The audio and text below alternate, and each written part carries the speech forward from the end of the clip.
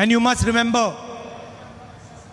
that the idea of the 73rd and 74th constitutional amendment was that of the Congress party.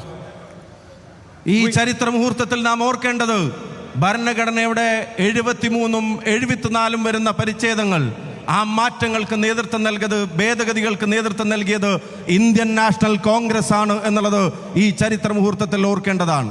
The foundation of the constitution is one man, one vote. And the idea is that every single Indian citizen should have voice in the running of our country. ഭരണഘടന ഏറ്റവും കരുത്തുറ്റ അടിത്തറ എന്ന് പറയുന്നത് ഒരു വ്യക്തിക്ക്, ഒരു പൗരന് ഒരു വോട്ട് എന്നുള്ള നിലയിലാണ്. ആ ഒരു വോട്ട് ഓരോ പൗരന്റെയും ശബ്ദമാണ്. അത് സംരക്ഷിക്കപ്പെടേണ്ടത് ഇന്ത്യൻ ജനാധിപത്യത്തിന്റെ അനിവാര്യതയാണ്. If you look slightly deeply at the difference between the BJP, the RSS and us, the Congress party, you will see that they stand for centralization of power and we stand for decentralization of power. RSSും BJPയും കോൺഗ്രസും തമ്മിലുള്ള ആശയപരമായ അന്തരം അത് പരിശോധിക്കുമ്പോൾ നിങ്ങൾക്ക് ബോധ്യപ്പെടുന്ന ഏറ്റവും പ്രധാനപ്പെട്ട കാര്യം, RSSും BJPയും ഭരണ സംവിധാനങ്ങളുടെ അധികാരത്തിന്റെ കേന്ദ്രീകരണത്തിന് വേണ്ടി ശ്രമിക്കുമ്പോൾ അതിന്റെ വികേന്ദ്രീകരണം ലക്ഷ്യമാക്കുന്ന പ്രസ്ഥാനമാണ് ഇന്ത്യൻ നാഷണൽ കോൺഗ്രസ് എന്നുള്ളത്. They want compliance from the people of India. They do not want to hear the voice of the people of India. അവരുടെ ആശയങ്ങൾക്ക് അടിമപ്പെടുന്ന ഒരു ജനതയാണ് അവർ ആഗ്രഹിക്കുന്നത്. അതല്ലാതെ ജനതയുടെ ശബ്ദം കേൾക്കാനും കേൾപ്പിക്കാനുമല്ല RSS BJP ആശയങ്ങൾ പ്രാധാന്യം കൊടുക്കുന്നത്. This morning, before this function, I went to an award ceremony for Mrs. Leelavati Teacher ji. ഇന്ന് കാലത്ത് ഈ പരിപാടിയിലേക്ക് വരുന്നതിന് മുമ്പ് ബഹുമാന്യയായ ആദരണീയായ ലീലാവതി ടീച്ചർക്ക് നൽകാനുള്ള ഒരു അവാർഡ് ചടങ്ങിലാണ് ഞാൻ പങ്കെടുത്തത്. 98 years old, gets up at 3 o'clock in the morning, reads and then writes her views. 98-ാം വയസ്സിലേക്ക് പ്രവേശിച്ചിരിക്കുന്ന പ്രിയപ്പെട്ട ടീച്ചർ പുലർച്ചെ 3 മണി എന്നുണ്ടെങ്കിൽ ആ സമയം എഴുന്നേറ്റ് നിന്ന് വായിക്കാൻ സമയം കണ്ടെത്തുന്നു. ആ സമയത്ത് എഴുന്നേറ്റ് അവരെഴുതാൻ തയ്യാറാവുന്നു. അവരുടെ കാഴ്ചപ്പാടുകളെ ഈ പൊതുസമൂഹവുമായി പങ്കുവെക്കുന്നു.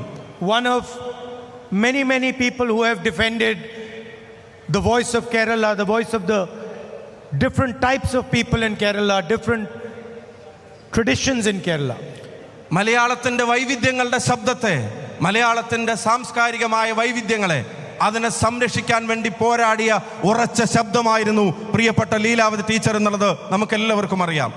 And in our conversation today, she said something very powerful. ഇന്ന് ഞങ്ങളുടെ സംഭാഷണത്തിനിടക്ക് കരുത്തുറ്റ ചില വാചകങ്ങൾ അവർ ഞങ്ങളുമായി പങ്കുവെക്കുകയുണ്ടായി. She spoke about the culture of silence. ഇന്ന് അവർ സംസാരിച്ചപ്പോ അവർ പറഞ്ഞ ഏറ്റവും പ്രധാനപ്പെട്ട വാചകം സാംസ്കാരിക നിശബ്ദതയെ കുറിച്ചാണ്. And she explained how this culture of silence is spreading all across India. ഈ നിശബ്ദതയുടെ സംസ്കാരം അത് ഇന്ത്യ രാജ്യത്ത് എങ്ങനെ പടർന്നു പന്തലിക്കുന്നു എന്നതിനെ സംബന്ധിച്ച് വ്യക്തമായൊരു ധാരണ അവർ ഞങ്ങൾക്ക് വരുത്തി തന്നു. The ideological attack of the BJP and the RSS is designed to create a culture of silence.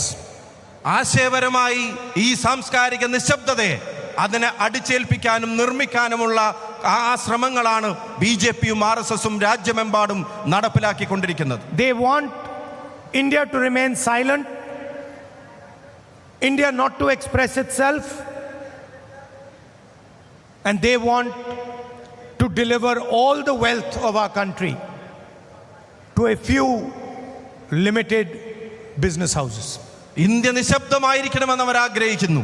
ഇന്ത്യയുടെ ജനത അവരുടെ ഹൃദയവികാരങ്ങളെ, അതിന്റെ ആവിഷ്കരണത്തെ തടസ്സപ്പെടുത്തണമെന്ന് അവർ ആഗ്രഹിക്കുന്നു. എന്നിട്ട് ഈ രാജ്യത്തിന്റെ സർവ്വസമ്പത്തും വിരലിലെണ്ണാവുന്ന ചില കോർപ്പറേറ്റുകൾക്ക് എഴുതി കൊടുക്കാനുള്ള സംവിധാനം മാത്രമായി അവർ ഇന്ത്യ രാജ്യത്ത് മാറുന്നു. They want an India where all our assets, all the people's assets belong to a select few people. India രാജ്യത്തിന്റെ മുഴുവൻ സ്വത്തും ഈ രാജ്യത്തിന്റെ അഭിമാനമായതെല്ലാം, ഈ രാജ്യത്തിന്റെ ജനതയുടെ അതെല്ലാം വളരെ കുറച്ച് ആളുകളിലേക്ക് മാത്രം ഒതുങ്ങണമെന്ന് ആഗ്രഹിക്കുന്ന ആശയമാണ് BJP-യുടേതും RSS-ന്റേതും. And they know the only way this is possible is if the voice of the Indian people, the democratic voice of the Indian people, is silenced. അത് സാധ്യമാകണമെങ്കിൽ ഇന്ത്യയുടെ ജനതയുടെ ശബ്ദത്തെ നിശബ്ദമാക്കണം. അത് സാധ്യമാകണമെങ്കിൽ ഇന്ത്യയുടെ ജനാധിപത്യ ശബ്ദങ്ങളെ ഇല്ലാതാക്കണം. എങ്കിൽ മാത്രമേ അത് സാധ്യമാവുകയുള്ളൂ എന്നവർക്കറിയാം. I can tell you with 100% certainty that nobody can silence the voice of the people of Kerala. പക്ഷെ 100% ഉറപ്പോടെ ഞാൻ പറയുന്നു, ഈ മലയാളക്കരയെ, ഈ മലയാളത്തിന്റെ ശബ്ദത്തെ അത് നിശബ്ദമാക്കാൻ ഒരു ശക്തിക്കും സാധിക്കുകയില്ല എന്ന് പറയാൻ ഞാൻ ആഗ്രഹിക്കുന്നു. And this